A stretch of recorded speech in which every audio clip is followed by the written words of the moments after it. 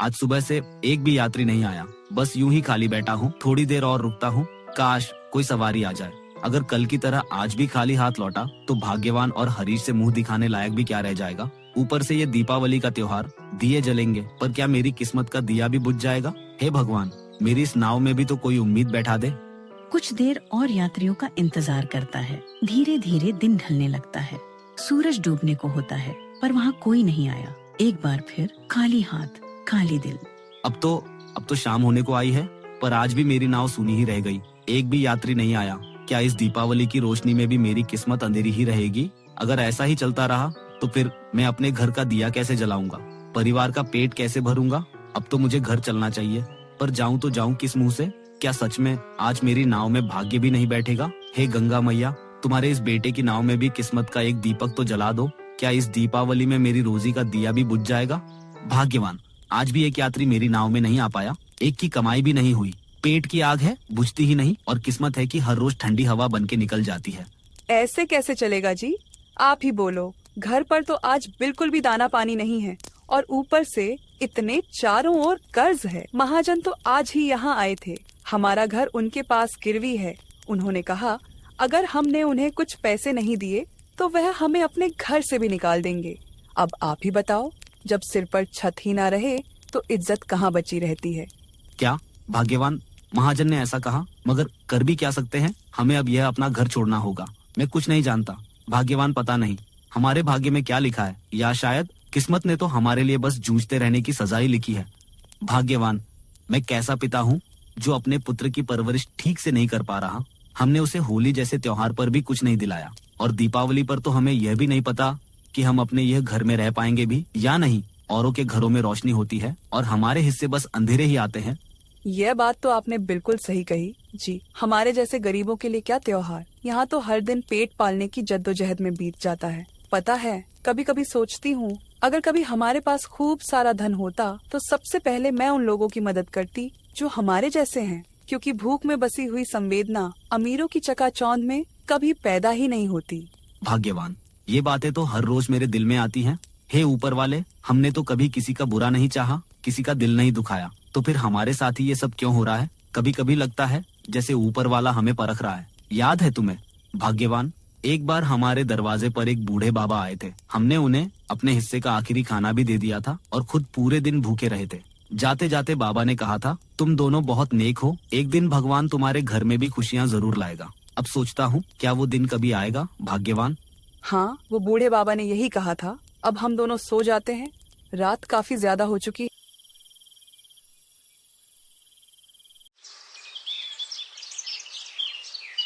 अब मैं नदी के किनारे की ओर जा रहा हूँ। ठीक है जी, आज याद से हरीश के लिए पटाखे लेकर आइएगा। कल दीपावली का त्योहार है, कहीं उसे लगे नहीं कि ये त्योहार सिर्फ अमीरों के लिए होते हैं। मैं जरूर हरीश के लिए पटाखे लेकर आऊंगा। उसके चेहरे की रोशनी ही तो हमारे अंधेरे घर का दीपक है।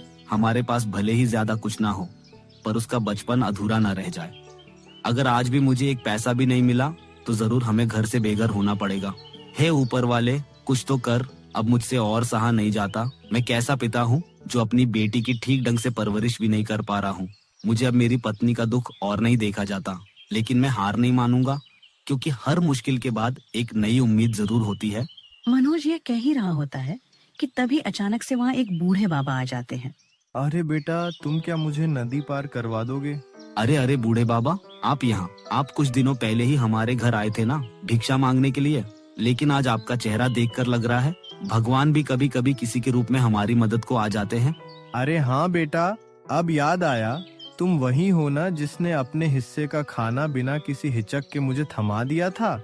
हाँ हाँ बूढ़े बाबा, आपको नदी पार करना है ना? चलिए, चिंता मत कीजिए, मैं आपकी मदद करता हूँ। बस बैठ जाइए, ये नदी भी आसान हो जाएगी। बेटा, मेरे पास तुम्हें देने को एक भी पैसा नहीं है। क्या बूढ़े बाबा, पैसे नहीं है?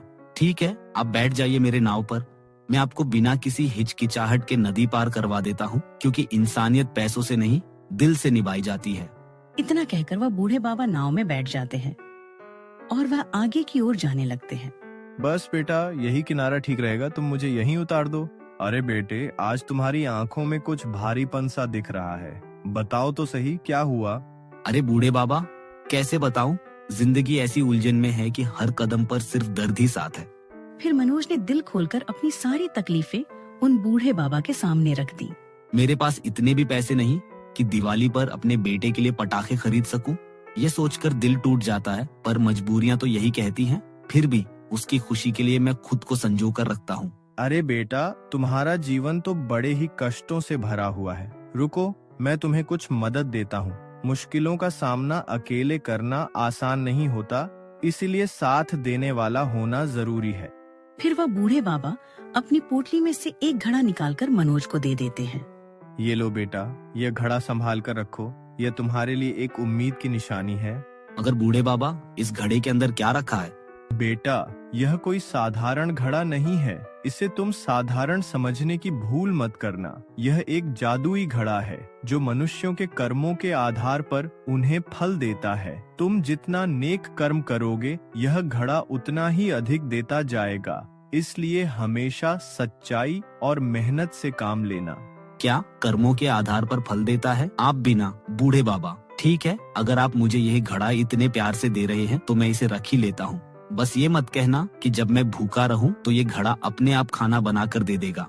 ठीक है बेटा, अब तुम वापस लौट जाओ।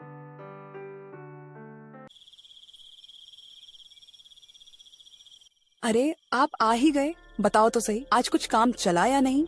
नहीं भाग्यवान, आज भी नाव पर एक भी आदमी नहीं आया। हर दिन ये उम्मीद लिए बैठता हूँ, लेकिन खाली हाथ ही लौटना पड़ता है। अच्छा, तो इसका मतलब हमारे नसीब में घर से बेघर होना ही लिखा है। क्या यही वो सच है जिसे हम बदलने की हिम्मत नहीं जुटा पा रहे? हाँ भाग्यवान, शायद तुम सही कह रही हो, लेकिन उस दिन मुझे वो बूढ़े बाबा मिले थे जिन्हें हमने अपने हिस्से का खाना दिया था। वे भी उसी नदी को पार करना चाहते थे, पर उनके पास एक पैसा तक नहीं था। मैंने उनकी मदद के बिना 1 रुपए लिए मैंने उन्हें उस नदी के पार पहुँचा दिया। आप पटाखे नहीं लेकर आए हो क्या? कल दीपावली का त्योहार है और बच्चों की खुशी के बिना तो त्योहार ऐसा लगेगा जैसे दिया तो जला हो पर उसमें बाती ही ना हो। हर बार बस देखता हूँ, इस बार तो कुछ उम्मीद थी। मुझे माफ करना, मैं पटाखे नहीं ला पाया। जेब में एक भी पैसा नहीं था। हर दुकान के सामने खड़ा होकर सोचा शायद कुछ कर पाऊं, पर हिम्मत भी जवाब दे गई।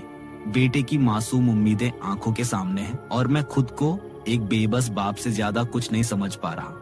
जी, लेकिन ये तो बताओ, तुम्हें ये घड़ा आखिर दिया किसने? इस हाल में तो कोई एक शब्द भी सहानुभूति का नहीं देता और ये तो सीधा घड़ा पकड़ा दिया। वो भी ऐसा दिखता है जैसे कोई राज छुपाए हो। भाग्यवान, ये घड़ा मुझे उन्हीं बूढ़े बाबा ने दिया है जिन्हें मैंने बिना किसी उम्मीद के बस इंसानियत के नाते नदी पार करवाया था। कहते हैं ये घड़ा साधारण नहीं, अपने आप में एक रहस्य है। वैसे इस घड़े में है क्या जी? देखने में तो मिट्टी का लगता है, पर न जाने क्यों इसमें कुछ खास बात महसूस हो रही है। कहीं ये सच में जादुई तो नहीं?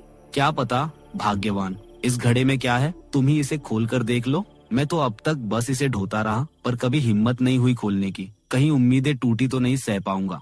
और जैसे ही उसकी नजर जाती है, वो एक पल को सन्न रह जाती है। उस घड़े के अंदर ढेर सारे चमचमाते हुए सोने के सिक्के होते हैं, मानो खुद किस्मत ने उनके दरवाजे पर दस्तक दी हो। अरे अरे, ये देखिए जी, हमारे तो भाग्य ही खुल गए हैं। देखिए ना, इसमें तो ढेर सारी सोने की मोहरें हैं, जैसे भगवान ने हमारी सुन ही ली हो। अब तो लगता है अंधेरे के बाद सच में उजाला आने वाला है। सच में इस घड़े में सोने की मोहरें भरी हुई हैं। ये तो वही बूढ़े बाबा की बात सच साबित कर रहा है। उन्होंने कहा था कि जब तक हम किसी का दिल दुखाए बिना सही रास्ते पर चलते रहेंगे, हमारे साथ भी कभी बुरा नहीं होगा। और आज हमारे अच्छे कर्मों का फल हमें मिल ही गया है। इस बार दीपावली हम सच्ची खुशियों के साथ मनाएंगे।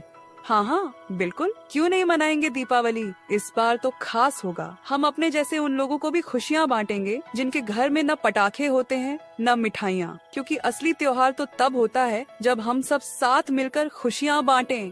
हाँ हाँ भाग्यवान, तुम बिल्कुल सही कह रही हो। कल दीपावली के इस पावन मौके पर हम सचमुच ऐसा करेंगे। अब वह अंधेरा खत्म होगा और हमारे घर में खुशियों की रोशनी फिर से चमकेगी। दुखों के वो दिन पीछे छूट जाएंगे और नए सपनों की शुरुआत होगी।